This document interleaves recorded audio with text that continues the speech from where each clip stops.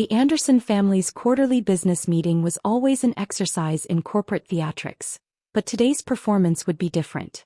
I sat quietly at the far end of the mahogany conference table, watching my brother Marcus hold court in our father's old chair.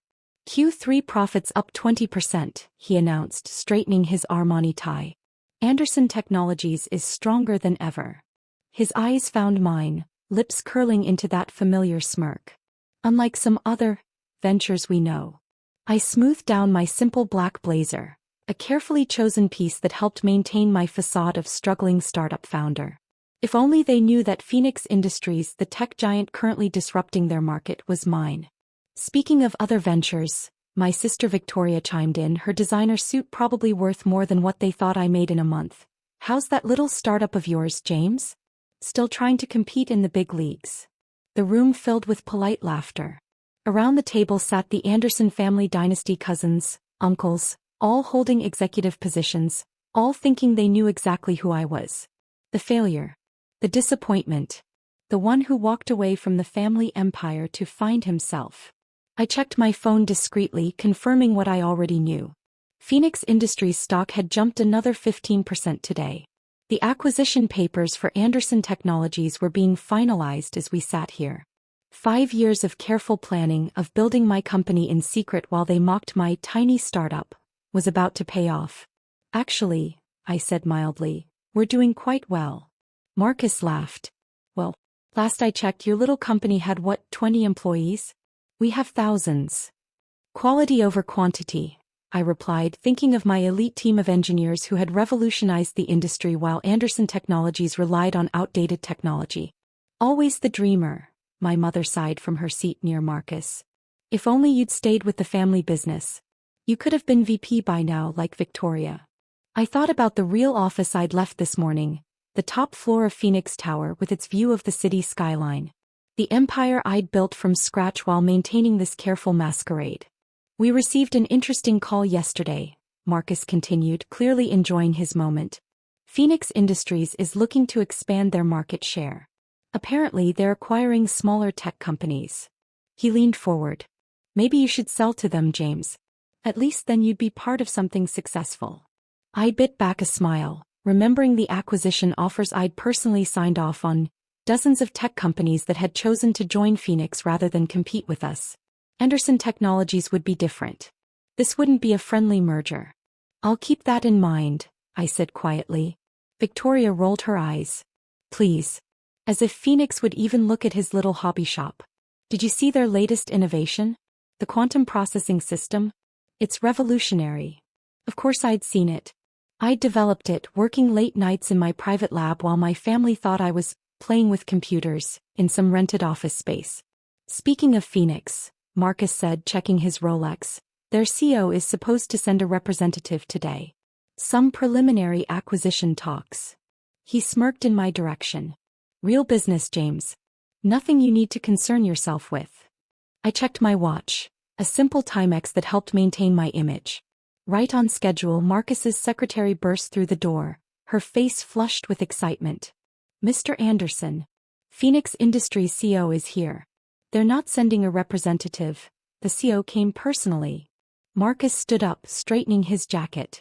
Well, this is unexpected. Where are they? Right here, I said quietly, standing up. The room fell silent as I reached into my briefcase, pulling out a folder embossed with the Phoenix Industries logo. Though I suppose I should have mentioned it earlier. Victoria's champagne glass slipped from her fingers, shattering on the conference room floor. Marcus's face went from confusion to disbelief to dawning horror as I placed my company ID on the table. He whispered. That's impossible. James Anderson, founder and CEO of Phoenix Industries. I confirmed, enjoying the way their carefully maintained composure cracked. Now about that acquisition. The silence in the room was absolute. 5 years of dismissive comments, of condescending advice, of being treated like a failure, all shattered in a single moment. And this was just the beginning. Marcus found his voice first, though it trembled slightly. This is some kind of joke. Phoenix Industries is worth billions. $8.2 billion as of this morning, I corrected him. Would you like to see the quarterly reports? Our lawyers will be in touch, Victoria stuttered, reaching for her phone, but I raised my hand, stopping her mid-dial. Actually, your lawyers have already been in touch. For the past 3 months, while you were all busy mocking my tiny startup, Phoenix Industries has been quietly acquiring Anderson Technologies shares through various shell companies. I opened my laptop, projecting our current stock ownership onto the conference room screen. As of this morning, we control 48% of your company. The color drained from Marcus's face as he stared at the numbers. That's not possible. We would have known. Would you? I asked mildly. Like you knew about the security flaws in your latest software release? Or the fact that your biggest clients are already in talks to switch to Phoenix's systems? My mother's perfectly manicured hand trembled as she reached for her water glass. James, darling, surely we can discuss this as a family. Family. I couldn't help but laugh. Like when you discussed removing me from the board 5 years ago. Or when you all voted to support Marcus taking over as CEO after Dad died, even though the succession plan named both of us as potential leaders. The memories flooded back. The emergency board meeting called while I was away at a tech conference, the unanimous vote to restructure the company leadership, Marcus's smug face as he informed me that my experimental ideas weren't in line with the company's traditional values. We were protecting the company, Victoria protested weakly.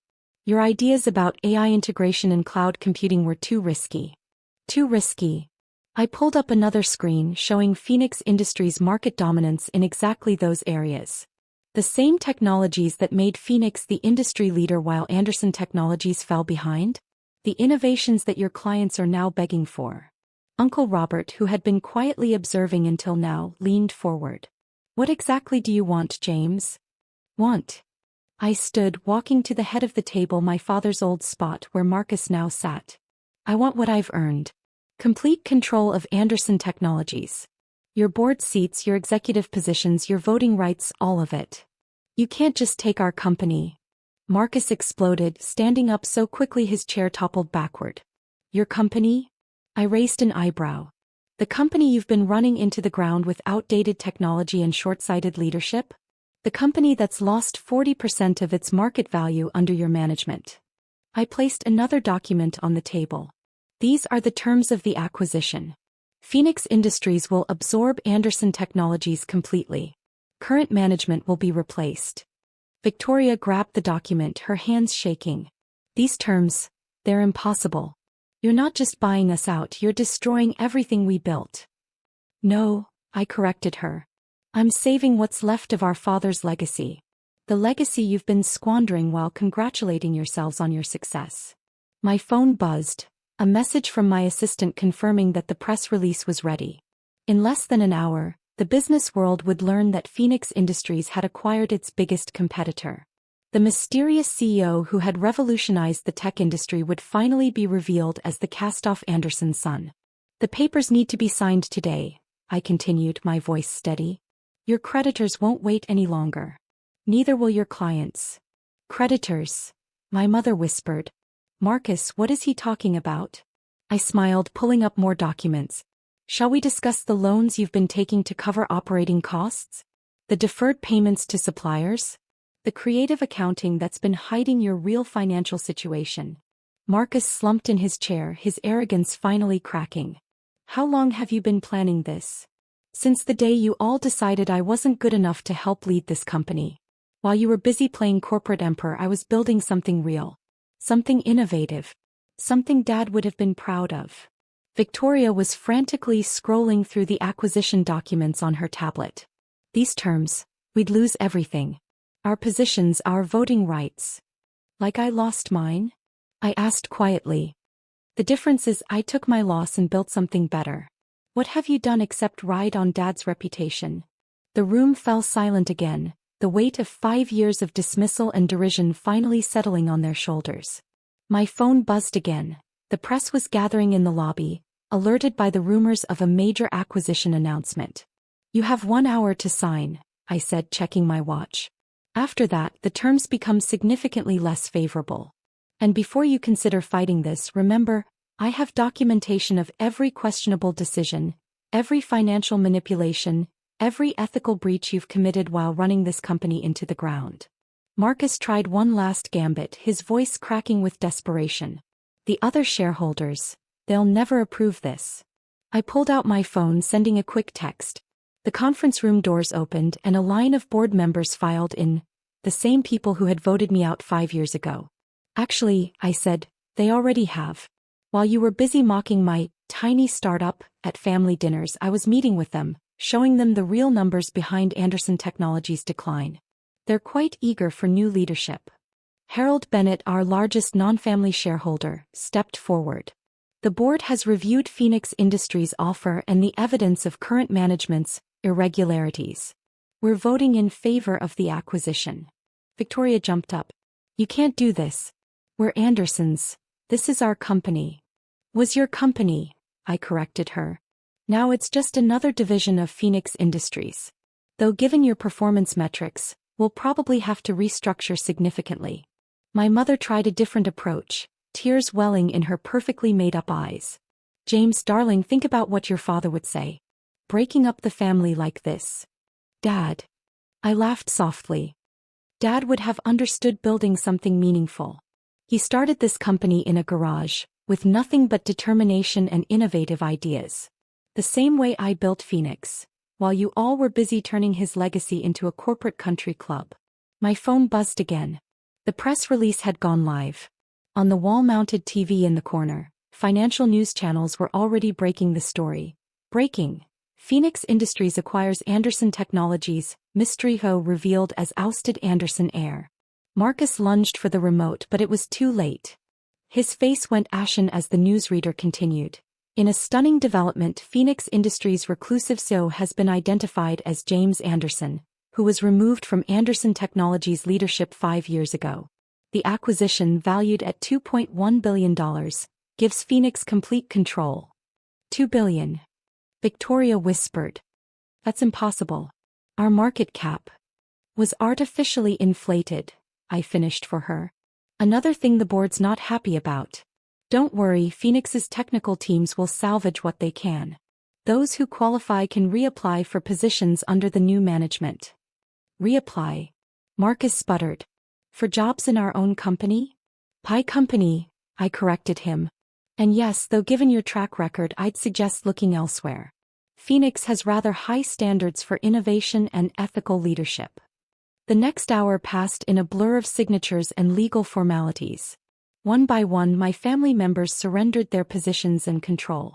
The empire they thought was unshakable crumbled under the weight of their own mismanagement and my careful planning. As the lawyers finished processing the paperwork, my mother made one last attempt. We're still family, James. Surely we can find a way to work together. I stood up, straightening my simple blazer, which they now knew cost more than Marcus's entire wardrobe. Family? Was I family when you excluded me from Dad's memorial service planning? When you all laughed at my computer hobby at Christmas dinners? When you spread rumors about my mental stability after I left? We were trying to protect the company, Victoria protested weakly. No, I said firmly. You were protecting your positions, your privileges, your illusion of success. Well, now you can see what real success looks like. I gathered my documents, nodding to my security team to begin escorting former executives from the building. You have until tomorrow to clear out your offices. My team will supervise to ensure no company data leaves the premises. As they filed out, shoulders slumped in defeat, Marcus paused at the door. How? He asked quietly. How did you build all this without anyone knowing? I smiled, thinking of all the late nights, the secret meetings, the careful accumulation of power while maintaining my facade of failure. I learned from watching you, brother. I learned exactly what not to do as a leader. Thank you for those lessons. The next morning, I arrived early to what was now Phoenix Industries' newest location. The Anderson Technologies sign was already being replaced with my company's logo. Inside, my team was implementing our integration plan, upgrading systems, reviewing personnel files, transitioning projects to our more advanced platforms. My phone had hundreds of missed calls and messages from family members, ranging from angry threats to desperate pleas for reconciliation. I forwarded them all to legal and focused on rebuilding what my family had nearly destroyed. A week later, I sat in my father's old office, my office now, looking at his portrait on the wall. I did it, Dad, I said quietly. I saved your legacy. Just not the way they expected. On my desk, next to acquisition reports and technology patents, sat a small frame holding my first business card from my tiny startup.